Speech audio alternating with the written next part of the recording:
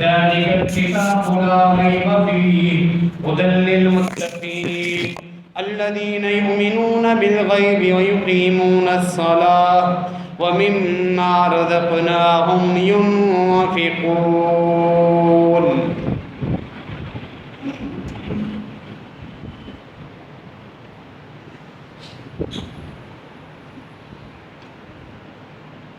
اللہ رب العالمین نے جتنے بھی ادیان اور شریعتیں انبیاء پر نازل فرمائی، دین اسلام تک خاتم النبیین جناب محمد رسول اللہ صلی اللہ علیہ وسلم کی نبوت اور شریعت تک اور دین پر جتنے بھی ادیان شریعتیں اللہ رب العالمین نے نازل فرمائی، ان تمام میں ایک بنیادی آزمائش تمام امت کے لیے اللہ رب العالمین نے رکھی تھی. ایک بنیادی آزمائش جو اس امت کے لیے بھی ہے، سابقہ تمام امتوں کے لیے اللہ رب العالمین نے رکھی. وہ آزمائش ہے بن دیکھے ایمان لانا، غیب پر ایمان رکھنا، کہ جو ایمان کا دعویٰ کرتا ہے، نبی پر ایمان لاتا ہے، اس کی نازل کردہ شریعت کو تسلیم کرتا ہے، تو اس کا اللہ پر بھی ایمان ہونا چاہیے، فرشتوں پر بھی، اللہ کی مقرر کردہ تقدیر پر بھی، مرنے کے بعد دوبارہ اٹھنے پر، جنت اور جہنم پر ایمان، اور پھر اس دین میں جو احکامات ہیں وہ ان پہ عمل کرے، اس یقین کے ساتھ کہ یہ جتنے میں عمل کر رہا ہوں یا جو نیکیاں کر رہا ہوں، اللہ رب العالمین مجھے ان نیکیوں کا آخرت میں بدلہ دے گا، اور وہ گناہوں کو چھوڑتا رہے، اسے یقین ہو کہ یہ گناہ جو ہیں یہ آخرت میں عذاب کا سبب بنتے ہیں. یہ بھی ایک آزمائش کہ دنیا میں انسان جتنی زندگی اس کو ملی وہ عبادتیں کرتا رہے، اللہ کے احکامات کے مطابق وہ زندگی گزارتا رہا، حالانکہ دنیا میں اس کو کوئی نتیجہ نہیں بتایا گیا. غیب پر ایمان کا معاملہ وہاں سخت ہو جاتا ہے اور یہ آزمائش کٹھن ہو جاتی ہے جب انسان عبادتیں کرتا رہے اور نتیجہ دنیا میں صفر، یعنی اسے کوئی پتہ ہی نہیں ہے کہ میرا اللہ کے ہاں کیا مقام اور کیا رتبہ بن رہا ہے. یہی آزمائش، یہی غیب پر ایمان جو اللہ رب العالمین کی طرف سے ہم سب کے اوپر یہ نافذ کر دی گئی ہے، اور یہ واقعتاً ایک کڑا امتحان کہ نیکیاں کرتے رہو، عبادتیں کرتے رہو، جو اللہ کے فرض روزوں کی صورت میں ہیں، مالی زکوٰۃ کی صورت میں، روزانہ کی 500 نمازوں کی صورت میں ہیں، ادا کرتے رہو. ان سب کا بدلہ، ان سب کا پھل اللہ رب العالمین کے ہاں تمہارا جمع ہو رہا ہے. لیکن دنیا میں فرشتے وہ ہمیں آ کر دکھاتے نہیں، کسی کو معلوم بھی نہیں. یہ غیب پر ایمان. اور اس آزمائش میں گنہگار لوگ بھی ایک دھوکہ کھا رہے ہیں، کیونکہ یہ دنیا ہے جہاں اہل ایمان پر آزمائش ہے، وہ بن دیکھے عبادتیں کرتے جا رہے ہیں پوری زندگی، روزانہ کی 500 نمازیں، اپنا آرام چھوڑ کر، گھر والوں کو چھوڑ کر، دوستوں کی کچہری چھوڑ کر، کاروبار چھوڑ کر، دکان کے شٹر نیچے اتار کر اللہ کے فرائض پورے کرنے کے لیے آ جاتے ہیں. اس کا صلہ ہے نا، کہاں ہے صلہ؟ اللہ رب العالمین کے. دنیا میں اللہ رب العالمین نے سکون اور اطمینان تو عطا کرتا ہے مومن کو، ایک تسلی، ایک یقین، لیکن جو پورا نتیجہ ہے، جو اجرت ہے، جو مزدوری ہے، وہ جنت کی صورت میں مرنے کے بعد خوشخبریاں ملنا شروع ہو جاتی. دنیا میں نہیں. یہ آزمائش گنہگاروں پر آزمائش، وہ گناہ کرتے جا رہے ہیں، کوئی پکڑ نہیں. اللہ عارضی طور پہ جھٹکے دیتا ہے انہیں ہوشیار کرنے کے لیے. کچھ سنبھل جاتے ہیں، کچھ نہیں سنبھلتے، فحش کاری کر رہے ہیں، اللہ کی حدود کو پامال کر رہے ہیں، اپنی حوث اور ہر ناجائز خواہش پوری کرتے ہیں، حرام کے مال لے کر کھا کر دنیا میں اپنا اسٹیٹس اور ساری دنیاوی سہولیات حاصل کر رہے ہیں، چاہے سود کا معاملہ ہو، دو نمبری کا معاملہ ہو، لوگوں پر ظلم اور مال غصب کرنے کا معاملہ ہو، ترقی کرتے جا رہے ہیں، کوئی عذاب نہیں۔ ایسا تو نہیں ہے کوئی گناہ کرے فرشتہ اترتا اور اسے ایک کوڑا مارتا تاکہ وہ رک جائے، نہیں، یہ دنیا ہے، وہ گناہ کے اوپر گناہ کیے جا رہا ہے۔ یہ بھی اللہ کی ایک سخت آزمائش ہے، اللہ رب العالمین کی طرف سے اسے جو ڈھیل دی گئی ہے، اس ڈھیل میں یہ دھوکے میں جا رہا ہے۔ مرنے کے بعد پھر جب عذاب شروع ہو جائیں گے، اس کو نتیجہ بتایا جائے گا، پھر یہ واپسی کے دروازے تلاش کرے گا، اب مجھے واپس بھیجو، سب پتہ چل گیا میں نے کیا دنیا میں اعمال کیے، ان کا نتیجہ یہ ہے، اے اللہ مجھے اب دنیا میں واپس بھیجو۔ نہیں، دروازے موت کے ساتھ ہی واپسی کے دروازے بند۔ یہ زندگی ایک ہی موقع تھا جو اللہ رب العالمین نے دیا۔ آج کے اس خطبے میں آپ نے جیسا کہ تمہید میں سنا، ہم اسی موضوع کے ارد گرد گفتگو کریں گے کہ عبادتیں کرتے رہیں مرتے وقت تک، اللہ کی ذات میں ایک امید اور یقین رکھے، ہمیں اپنی عبادتوں کا صلہ اللہ رب العالمین آخرت میں مرنے کے بعد دے گا۔ دنیا میں پریشانی آئیں گی عبادتوں کے باوجود، مالی تنگی بھی آئے گی، اولاد میں بیماری بھی آئے گی، خود میں بھی بیماری آئے گی، پریشانیاں، خوف، ہراس، بدامنی، یہ سارے معاملات اللہ کے ساتھ تعلق جوڑنے کے باوجود بھی آ سکتے ہیں، لیکن ثابت قدم رہنا ہے۔ یہی تو آزمائش ہے، یہی تو غیب پر ایمان ہے۔ سورہ بقرہ، سورہ فاتحہ کے بعد جو قرآن کی ترتیب تلاوت میں سب سے پہلے ابتدا میں ہی اللہ رب العالمین نے اہل ایمان کی جو صفات بیان فرمائی ہے، ان میں بنیادی صفت یہی، الف لام میم ذالک الکتاب لا ریب فیہ، اللہ کی یہ کتاب ہے، اس میں شک کی کوئی گنجائش ہی نہیں۔ ھدی للمتقین، پرہیزگاروں کے لیے یہ ہدایت کا ایک سرچشمہ ہے، ہدایت کا آئینہ ہے، روشنی کا مینار، جو اس کی روشنی میں چلنا چاہتے ہیں پرہیزگاروں کے۔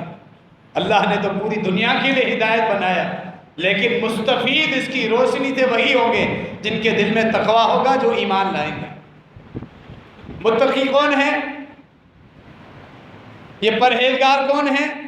الذین یؤمنون بالغیب ویقیمون الصلاۃ ومما رزقناہم ینفقون۔ پہلی صفت، ابتدائی بات، وہ غیب پر ایمان رکھتے ہیں، بن دیکھے ایمان، اللہ کو نہیں دیکھا، جنت کو نہیں دیکھا، جہنم کو نہیں دیکھا، موت کے بعد کے مناظر کو نہیں دیکھا، قبر کا حال، ایمان ہے جو اللہ اور اس کے رسول نے بتایا، آنکھوں سے نہیں دیکھا۔ میدان حشر کی سختیاں آئیں گی، ایمان ہے، دیکھی نہیں ہے۔ پل صراط کی سختیاں، کٹھن مرحلہ، نامہ اعمال کی تقسیم، خود ہر ایک انسان کا وزن کیے جانا، ہر انسان کا انفرادی طور پہ تنہا رب العالمین کے سامنے پیش ہونا، وَكُلُّهُمْ آتِيهِ يَوْمَ الْقِيَامَةِ فَرْدًا، تیرا رب ایک ایک انسان کو لائے گا اپنے سامنے، سارے مراحل دیکھے نہیں ہیں۔ ایمان، الذین یؤمنون بالغیب، جن کا بن دیکھے ایمان،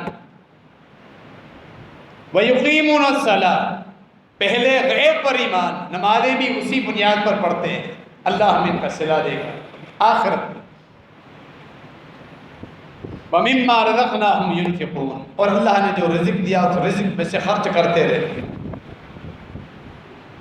مال خرچ کرتے ہیں، نمازیں پڑھتے ہیں، قربانیاں دیتے ہیں، راتوں کو اپنی نیندیں چھوڑ کر کھڑے ہو جاتے ہیں، حرام کاریوں سے بچتے ہیں، ہر نیکی کا جو موقع ملے اس کو اختیار کرتے ہیں، ضائع نہیں ہونے دیتے۔ انہیں امید ہے یہ جو زندگی گزر رہی ہے، عبادتیں اللہ کی توفیق سے ہو رہی ہیں، اللہ رب العالمین ہمیں مرنے کے بعد ان تمام چیزوں کا صلہ ضرور عطا فرمائے گا۔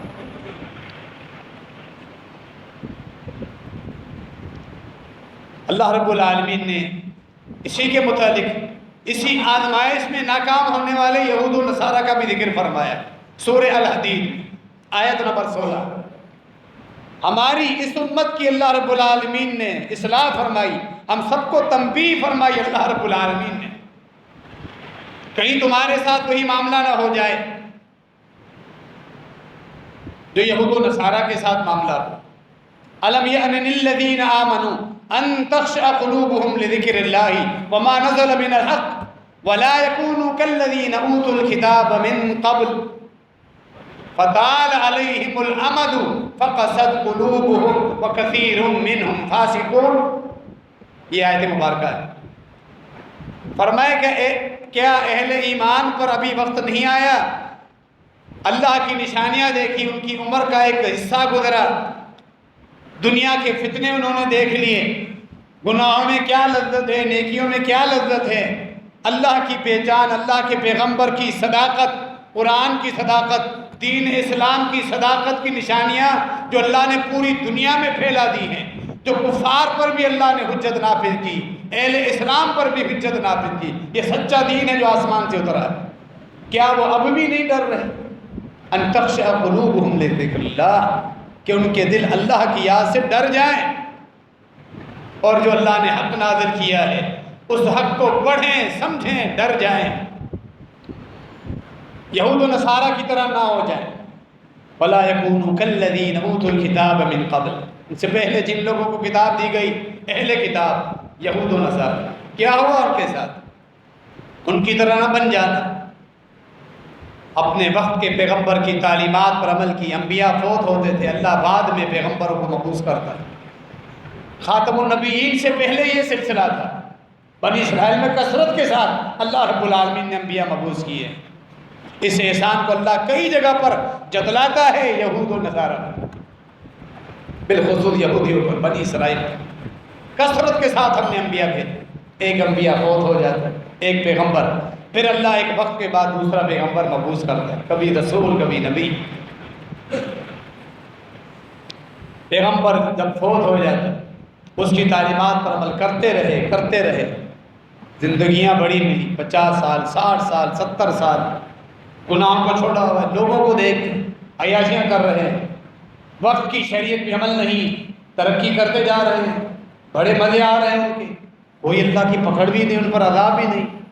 یہ کمپیئر نہیں کیا دنیا اور آخرت کا، پھر ان کی تڑپ پیدا ہوئی، تمنا پیدا ہوئی ہے، یہ جنت کے جو نظارے ہیں، یہ جنت کی جو نعمتیں ہیں، جنت کے جو تعیشات ہیں، اللہ کے پاس جو مہمان نوازیاں رکھی ہوئی ہیں، وہ دنیا میں ہمیں کیوں نہیں مل رہی؟ جلد بازی کر بیٹھے، جو گناہ کر رہے ہیں، اللہ کی حدود کو لتاڑ رہے ہیں، ترقی دیکھو، ان کی آسائش دیکھو، اللہ ان کو اولاد بھی دی، مال بھی اللہ ان کو دے رہا ہے، ان کے پاس صحت بھی ہے، خوشیاں بھی ہیں، پروٹوکول بھی ہے، دوستیاں ہیں، بڑی بڑی محفلیں ہیں، ان کی تعلقات ہیں، ان کے کاروبار ان کے جمے ہوئے ہیں، خود نیکیاں کر رہے ہیں، غربت میں، سادگی میں، اللہ کی شریعت میں۔ اکثر کچھ تو ثابت قدم رہے جو حواریین تھے، اہل ایمان تھے، کچھ ڈگمگا گئے، پاؤں ان کے پھسل گئے، صبر نہیں کر سکے۔ فطال علیہم الامد، پھر وقت جب زیادہ گزر گیا، عبادتیں کر کر کے تھک گئے، نمازیں روزانہ ہی پڑھ رہے ہیں، پتہ نہیں کب یہ جنت کی نعمتیں ملیں گی، دنیا میں ہی آسائشیں کیوں نہیں مل رہی۔ فقست قلوبہم، اللہ کے فرائض کو چھوڑ دیا، خیر بات کہہ دیا، حتیٰ کہ اتنے نڈر ہو گئے، گناہوں میں لت پت ہونا شروع کر دیا، لذتیں حاصل کرنا شروع کر دیا، اللہ کی حدود کو پامال کرنا شروع کر دیا، صبر نہیں کر سکتے۔ فطال علیہم الامد، ان گناہوں کی وجہ سے اللہ نے ان کے دلوں کو سخت کر دیا۔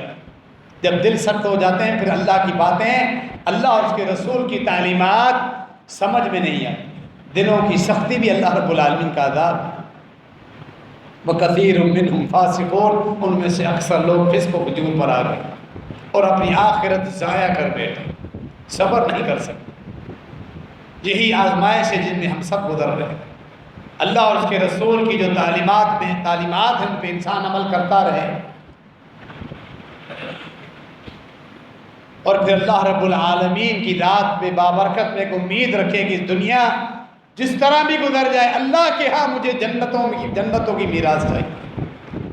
دنیا میں اللہ رب العالمین نے حلال کی صورت میں آسانیاں دی ہیں تو شکر ادا کرے، لیکن اللہ کے فرائض چھوڑ کر گناہوں میں بدمست گھوڑوں اور جانوروں کی طرح بالکل حدیں پھلانگنے کے بجائے وہ اللہ کی شرع حدود میں اپنے آپ کو پابند کرے کہ زندگی گزر جائے گی، میرے جو معاملات ہیں وہ اللہ کے سپرد ہیں۔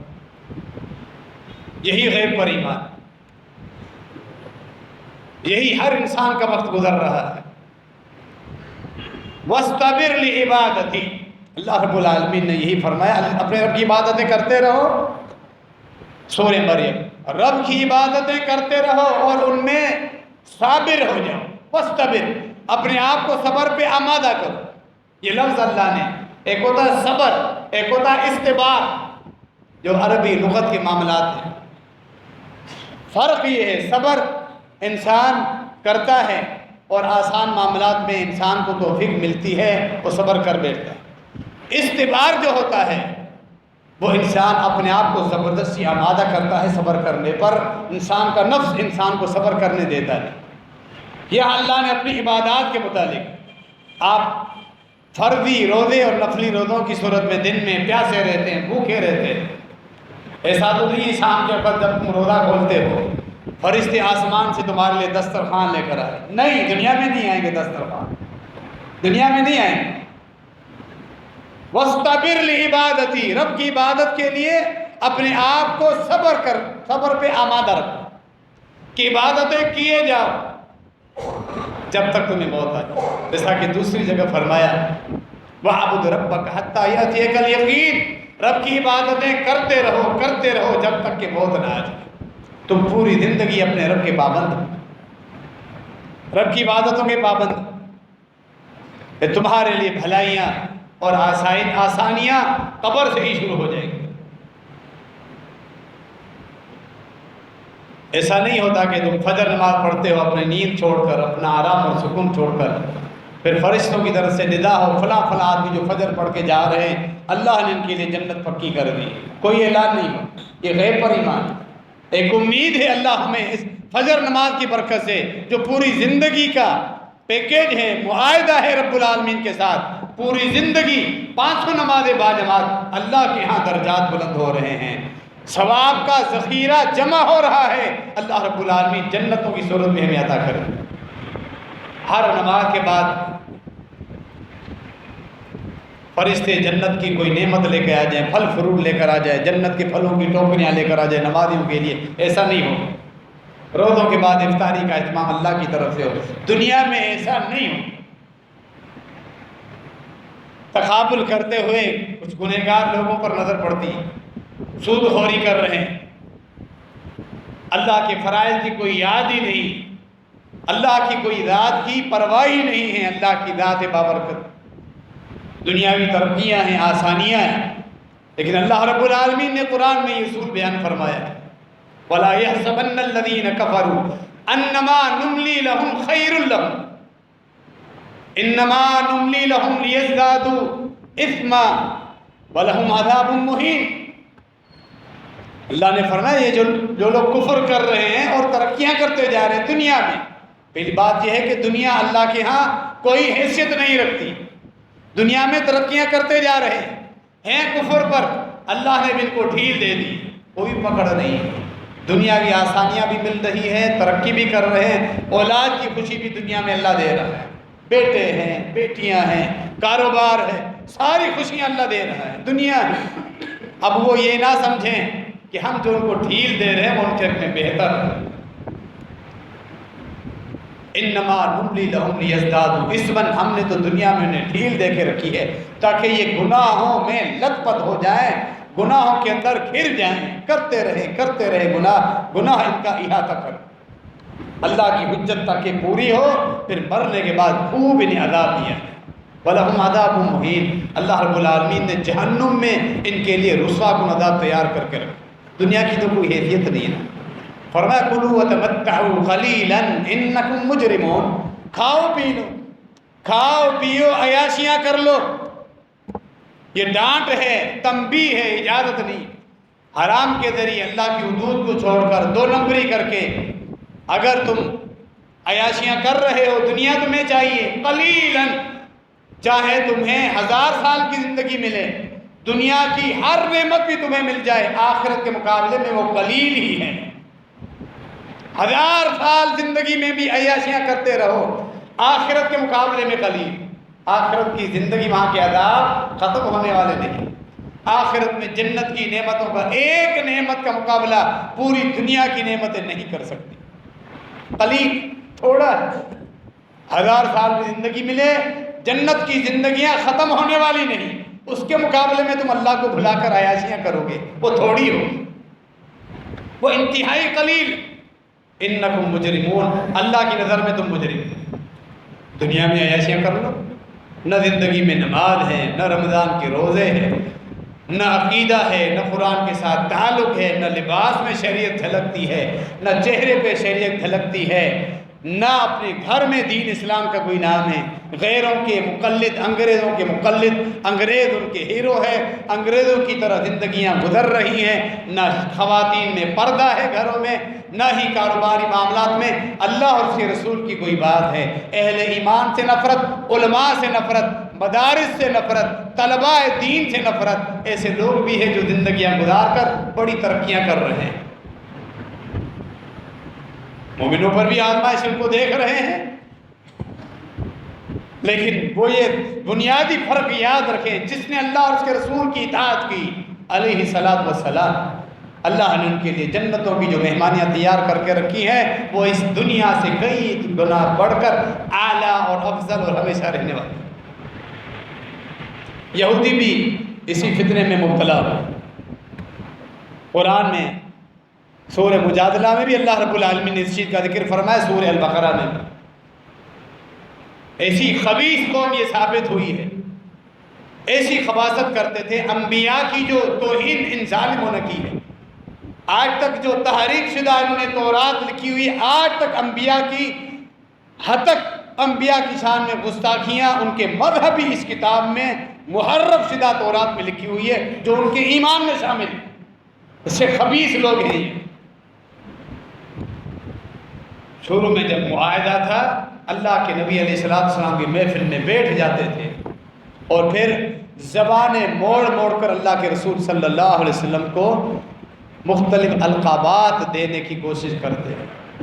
لا تقولوا رائنا وقولوا انظرنا والی آیات کا مفہوم کیا ہے؟ رائنا بولا، صحابہ کرام بولتے تھے، باقی مسلمان بولتے تھے، اللہ کے پیغمبر ہماری طرف دیکھیں، ہماری طرف دھیان دیں۔ ان یہودیوں نے اسی لفظ کو پکڑا، بڑا چرب زبان اور اس کا دماغ دنیا میں یہودی کا بڑا کام کرتا ہے۔ دنیاوی ترقی، لوگوں کو ہیک کرنا، دنیا میں کیسے لوگوں کو مجبور کرنا ہے تاکہ سب ہمارے مجبور ہو جائیں اور ہمارے ماتحت ہو جائیں۔ اللہ نے دنیا میں ان کو بڑا تیز اور طراز دماغ دیا ہو۔ رائنا لفظ کو پکڑا کہ عربی میں اگر رائنا کی جو زیر ہے عین کے نیچے، ان کو تھوڑا لمبا کریں تو یہ ہو جائے گا رائنا، اے ہمارے چرواہے۔ اللہ کے پیغمبر کو اپنا چرواہا اور نوکر بلا، چرواہا طریقے کے ساتھ ظاہر نہیں ہوتے۔ اللہ رب العالمین نے اپنے پیغمبر جناب محمد رسول اللہ صلی اللہ علیہ وسلم کی ناموس کی حفاظت کے لیے اس لفظ پر ہی پابندی لگا۔ یہ اللہ کے پیغمبر کی شان۔ باقی مسلمانوں پر بھی کہ رائنا لفظ کہنا ہی چھوڑ دا، لا تقولوا رائنا، لا تقولوا رائنا وقولوا انظرنا، اس معنی کے لیے ایک اور لفظ انظرنا، ہماری طرف دیکھیے استعمال۔ یہ یہودی کیا بولتے تھے؟ رائنا ہمارے چرواہے۔ سورہ مجادلہ میں پھر جب یہ الفاظ کہتے تو آپس میں جب ان کی گیدرنگ ہوتی، یہ شیاطین سب آپس میں بیٹھ جاتے، ہنستے اور ایک دوسرے کو کہتے، دیکھا لولا یعذبنا اللہ بما نقول، ہم نے کیا گل کھلایا، کیسا اس کو بیوقوف بنایا، اللہ نے عذاب بھی نہیں نازل کیا۔ لولا يعذبنا اللہ بما نقول، اتنا بڑا معاملہ ہم نے کیا، سچا پیغمبر ہوتا اللہ کا عذاب آ جاتا، یعنی دنیا میں اللہ کا عذاب نہ آنا، اس دھوکے میں وہ پکڑے گئے کہ دنیا میں عذاب نہیں آ رہا، ہم جو کر رہے ہیں وہ درست کر رہے ہیں۔ یہی تو آزمائش ہے گنہگاروں کے اوپر۔ نہیں پڑھ رہے لوگ، کتنے ہمارے مسلمان ہیں نماز نہیں پڑھ رہے، اللہ انہیں بھی کھلا رہا ہے، انہیں بھی دنیاوی خوشیاں ہیں، ان کی بھی دوستیاں ہیں، ترقیاں ہیں، معاملات ہیں، نہ نماز ہے نہ روزہ ہے نہ اللہ کی شریعت کی کوئی ایک جھلک ہے، زندگی گزار رہے۔ اہل ایمان سے اچھے ہیں دنیاوی پروٹوکول کے لحاظ سے، دنیاوی نعمتیں ہیں، اسی تو دھوکے میں مبتلا ہے۔ یہودی اسی دھوکے میں مبتلا ہے، لولا يعذبنا اللہ بما نقول، اتنا کچھ ہم کر کے اللہ کا عذاب تو نازل نہیں ہوا۔ یعنی یہ کہتے ہیں کہ دنیا میں عذاب آ جائے پھر سدھر جائے، ایسے نہیں ہوگا۔ یہی تو آزمائش کا گھر ہے۔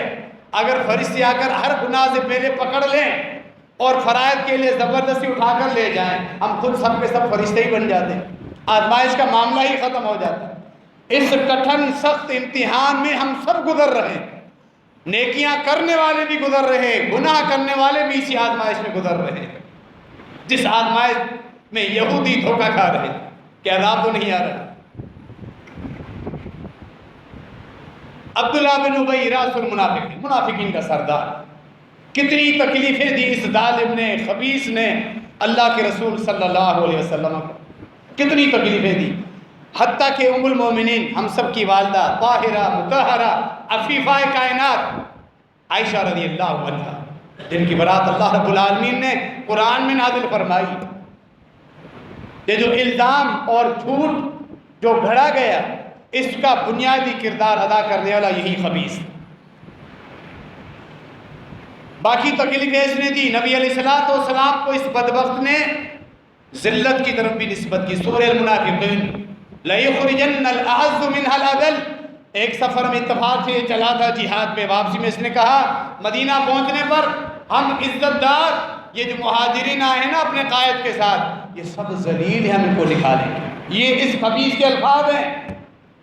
نبی علیہ السلام نے بلایا، جھوٹی قسمیں اٹھا دی، دنیا میں کوئی پکڑ نہیں۔ واقعہ افق میں اس کا مرکزی کردار تھا لیکن ظاہر نہیں ہوا۔ اس طریقے سے اس نے ماحول بنایا تاکہ بات یہ بڑھتی رہے، اور اس نے کھل کر لوگوں کے سامنے عائشہ رضی اللہ عنہا پر الزام نہیں لگایا، لوگوں کی باتیں سنتا اور منہ بناتا، کہتا اچھا یہ معاملہ ہوا ہے، اکیلی اکیلی پیچھے رہ گئی پھر آ رہی تھی۔ اس خبیث کے یہ الفاظ، اس پہ پکڑ نہیں، دنیا میں نہ اس کو کوڑے لگے نہ کوئی اس کی پکڑ۔ کیوں؟ اللہ رب العالمین نے فرمایا لا خلاق لهم فی الآخرہ، سب کچھ اللہ نے ان کو دنیا میں دے دیا ہے، آخرت میں اللہ کے پاس ان کے لیے کچھ نہیں۔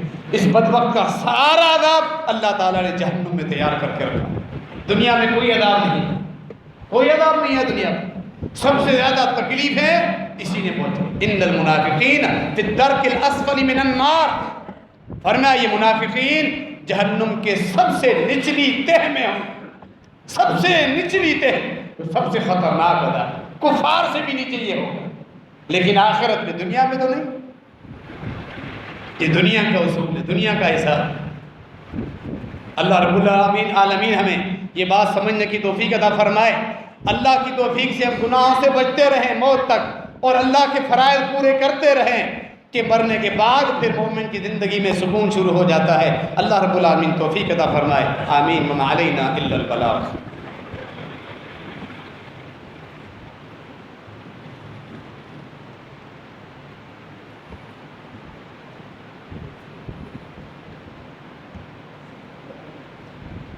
ان الحمد للہ نحمده ونستعینه ونستغفره ونعوذ باللہ من شرور انفسنا ومن سیئات اعمالنا، من يهده الله فلا مضل له ومن يضلل فلا هادي له، واشهد ان لا اله الا الله وحده لا شريك له، واشهد ان محمدا عبده ورسوله۔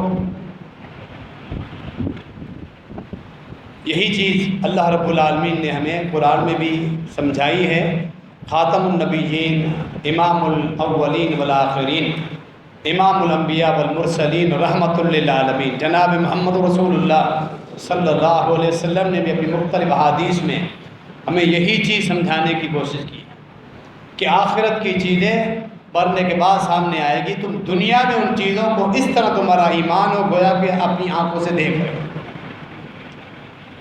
تو آخرت کا نقصان سمجھانے کی ہمیں دنیا میں کوشش کی، کس قدر تم نقصان اٹھا رہے ہو، یا اگر نیکیاں کر رہے ہو نیکیوں کا کتنا بہترین بدلہ اللہ نے تمہارے لیے تیار کر کے رکھا ہے، وہ تمہارا ایمان ہونا چاہیے۔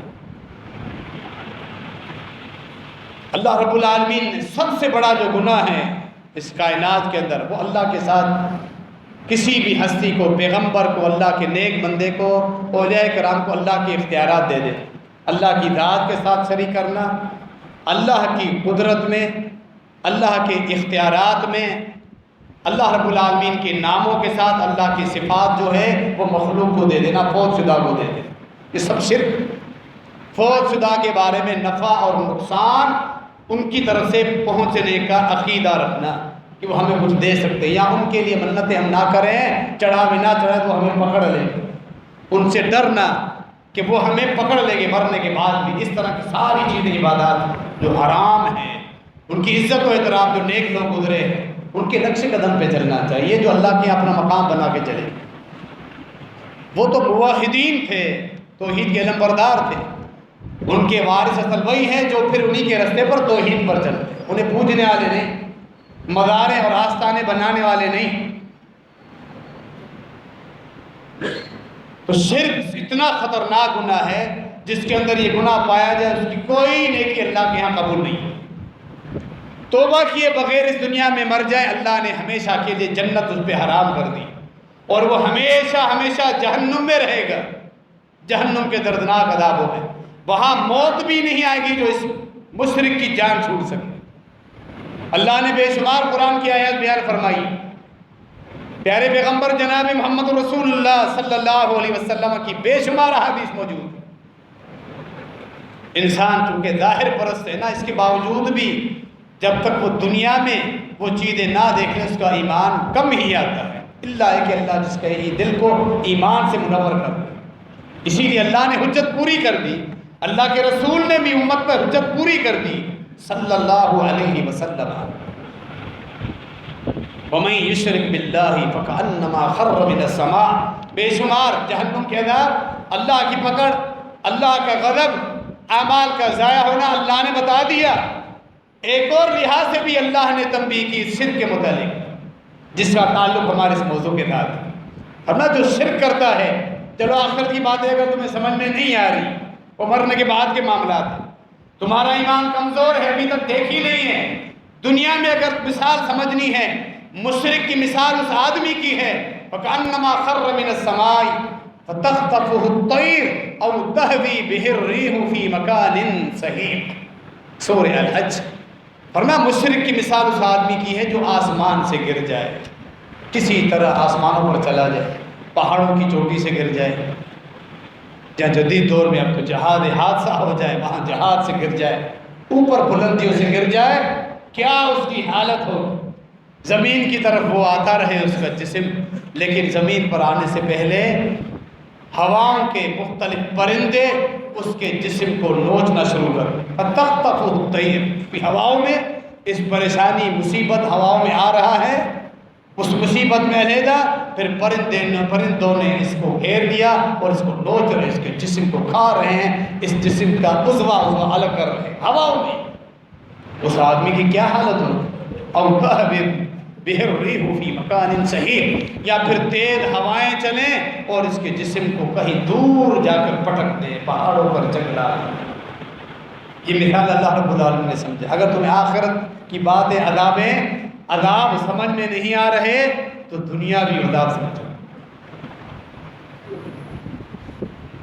نبی علیہ السلام نے نماز چھوڑنے والے کی مثال، تمہیں آخرت کا عذاب سمجھ میں نہیں آ رہا، تم نمازیں چھوڑ دے، تمہیں احساس ہی نہیں اللہ کا ایک ایک فریضہ چھوڑنا، پہاڑوں جتنا گناہ اپنے اوپر لے لیا، پرواہ نہیں۔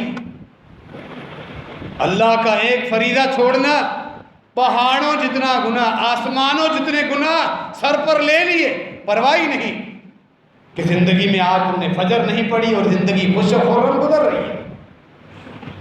ایسے نہیں ہونا چاہیے۔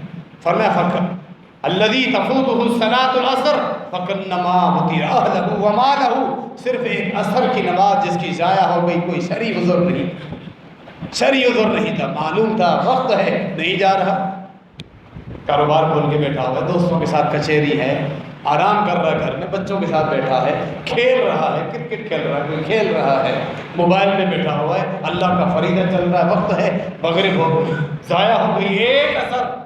فرمایا آخرت کا عذاب سب اپنی جگہ، مثال سمجھائی اللہ کے رسول صلی اللہ علیہ وسلم۔ فرمایا اس کو اتنا نقصان ہوتا ہے گویا کہ جس طرح کسی آدمی کے گھر میں کاروبار میں حادثہ ہو جائے، اس کا گھر جل کے راکھ ہو جائے، کاروبار دکان مال سمیت جل کر راکھ ہو، یہ نقصان روزانہ اٹھا رہا ہے جو عصر نماز چھوڑو، پرواہ ہی نہیں، زندگی تو گزر رہی ہے، لیکن اللہ کے نبی علیہ السلام نے تنبیہ فرمائی تھی یہ نقصان اٹھا رہے ہیں،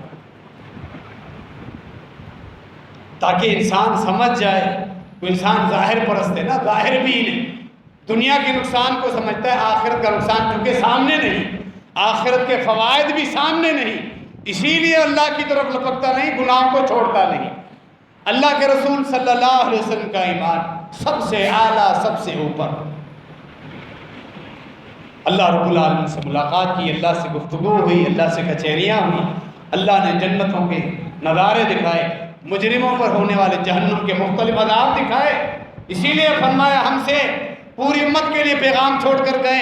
صحیح بخاری کے اندر یہ پیغام موجود ہے، لو تعلمون ما اعلم لضحکتم قلیلا ولبکیتم کثیرا۔ او میری امت والو، تم نے وہ جنت کے نظارے نہیں دیکھے جو اللہ نے مجھے دکھائے ہیں، جنت کی نعمتیں تمہیں احساس ہی نہیں، وہ جنت کی بادشاہت کا، وہاں کے محلات کا، دنیاوی محلات کچھ بھی نہیں ہیں، وہاں کی نہروں کا، وہاں کے آبشار، وہاں کے سائے، وہاں کی ٹھنڈک، وہاں کی نعمتیں، سکون جو اللہ نے تیار کر کے رکھا ہے، اور جو عذاب جہنم کے تمہیں تصور نہیں، کیا اللہ نے عذاب مجرموں کے لیے تیار کر کے رکھے، تم جان جاؤ جیسا کہ میں دیکھ چکا ہوں۔ لَضَحِكْتُمْ قَلِيلًا وَلَبَكَيْتُمْ كَثِيرًا، تم دنیا میں ہنسنا بھول جاتے، ہر وقت روتے ہی ہوتے، تمہیں ہنسی چھوٹ جاتی تمہاری، ہر وقت تم روتے ہی رہتے، جو عذاب میں دیکھے آیا ہوں اہل جنت۔ یہ تنبیہ کی کہ تمہارا ایمان ایسا ہونا چاہیے گویا کہ جنت کو تم دیکھ چکے، اسی لحاظ سے تم عبادتیں کرتے رہو، اللہ کے لیے صدقات و خیراتیں کرتے رہو، ایک ایک پیسہ، ایک ایک روپیہ جو بھی تم خرچ کرتے ہو اللہ کے یہاں جمع ہو رہا ہے، دنیا میں بدلہ نہیں مل رہا، اللہ کے یہاں جنت میں اتنا بدلہ مل رہا ہے۔